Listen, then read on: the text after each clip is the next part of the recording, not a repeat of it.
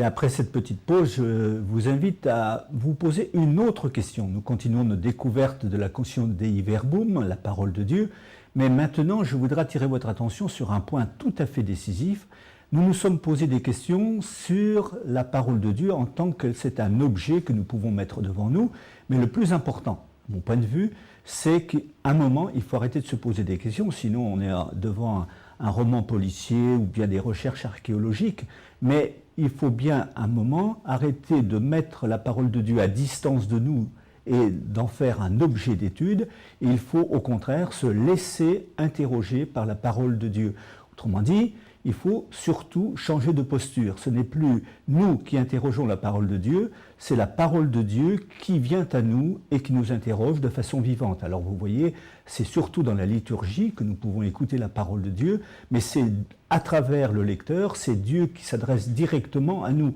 Et donc il ne faut pas se demander d'abord ce que nous pouvons étudier dans les détails, mais comment nous pouvons recevoir cet événement qu'est la révélation.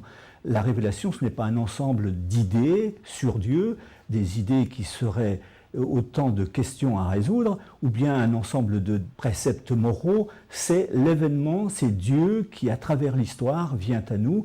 Et vous voyez comment cet événement se diffuse à travers le développement de l'Église et à travers les différentes cultures auxquelles il s'adresse. Et aujourd'hui, nous sommes contemporains de ce magnifique développement de l'Évangile dans toutes les parties du monde, dans toutes les cultures, chez tous les peuples, mais au centre de tout, nous y revenons, c'est accueillir le mystère du Christ qui se révèle. C'est dans le Christ que nous avons la vérité sur Dieu et sur nous-mêmes, puisque c'est dans le Christ que nous comprenons qui nous sommes.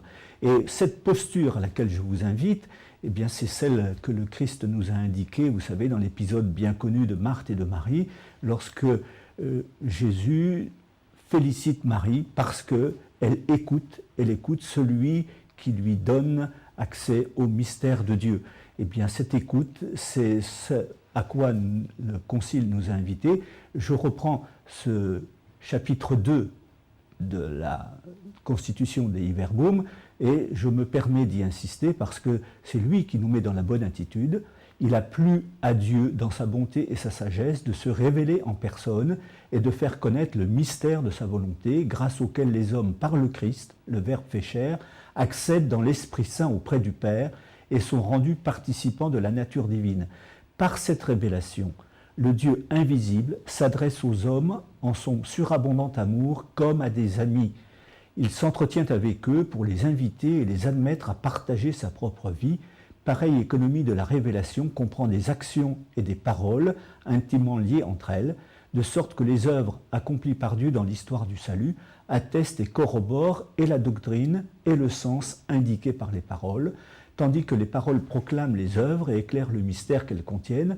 La profonde vérité de cette révélation manifeste sur Dieu et sur le salut de l'homme, resplendit pour nous dans le Christ, qui est à la fois le médiateur et la plénitude de toute la révélation. Il faut se mettre à l'école du Christ. C'est lui qui peut nous enseigner toutes les vérités nécessaires à notre salut. Alors je vous invite maintenant à vous rappeler comment nous pouvons recevoir cette parole du Christ lui-même. Nous pouvons l'accueillir dans la méditation, la prière, dans le partage en groupe, parce que lorsque 2 ou 3 sont réunis au nom de Jésus, c'est lui qui est là au milieu de nous, et puis surtout dans la liturgie, dans la prière des heures. Et je rappelle que le bréviaire, la liturgie des heures, est aussi, sa rénovation est un fruit du Concile Vatican II. Et puis nous avons aussi la catéchèse, l'initiation des enfants pour qu'ils puissent découvrir que Dieu les aime et que Dieu s'adresse à eux à travers sa révélation. Alors je vous renvoie maintenant à une question que vous pouvez trouver dans le livret du diocèse de Clermont. Regardez bien cette question qui s'adresse maintenant à chacun d'entre nous. Et c'est la parole de Dieu qui nous interroge. Comprenez bien le renversement de posture. Dans cette révélation, le Dieu invisible s'adresse aux hommes en son immense amour, ainsi qu'à des amis. Nous, je ne vous appelle plus mes serviteurs, je vous appelle mes amis, dit Jésus à ses apôtres, et c'est Jésus qui s'entretient avec nous pour nous inviter et nous admettre à partager sa propre vie. Alors voilà, 2 questions que je vous laisse. Lorsque j'écoute et que je médite la parole de Dieu, ai-je conscience que c'est Dieu qui alors me parle comme à un ami? Il est celui qui vient m'accompagner, faire route avec moi, partager ma vie et me faire partager la sienne. Et si vous pouvez, ayez la liberté d'échanger entre vous sur cette deuxième question. Quelle est mon expérience de ce cœur à cœur avec Dieu dans l'accueil et de sa parole? Alors, pour résumer un peu l'ensemble de cette vidéo numéro 5 sur la révélation divine, je vous laisse ce tableau récapitulatif. Eh bien, d'où vient l'écriture? Elle est portée par la tradition vivante. Au commencement, il n'y avait pas un écrit mais une annonce, transmise par les prédications, puis mise par écrit, qui parle dans la Bible Dieu et l'homme, qui sont auteurs, parce que Dieu inspire des hommes qui mettent par écrit. Et de quoi parle-t-il? Non pas de choses révélées, inaccessibles à la raison, mais avant tout de Dieu lui-même et de sa volonté de salut pour l'homme. Car rappelez-vous ce vieil adage, Dieu seul peut parler de Dieu.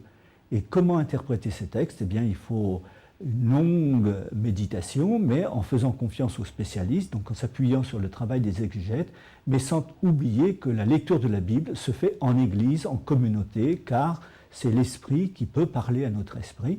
Eh bien, comment les recevoir? Devant Dieu qui se révèle en personne, ce qui est attendu, c'est donc une adhésion de foi libre et personnelle à cette révélation. Voilà l'essentiel de ce que le Concile Vatican II nous a dit au sujet de la révélation divine. Je vous souhaite maintenant une lecture attentive, non pas simplement du texte du Concile, mais surtout, et en particulier, des évangiles. Recevez la parole de Dieu, c'est elle qui peut vous dire qui vous êtes au regard de celui qui est le Seigneur de notre vie. Alors, bon échange entre vous maintenant.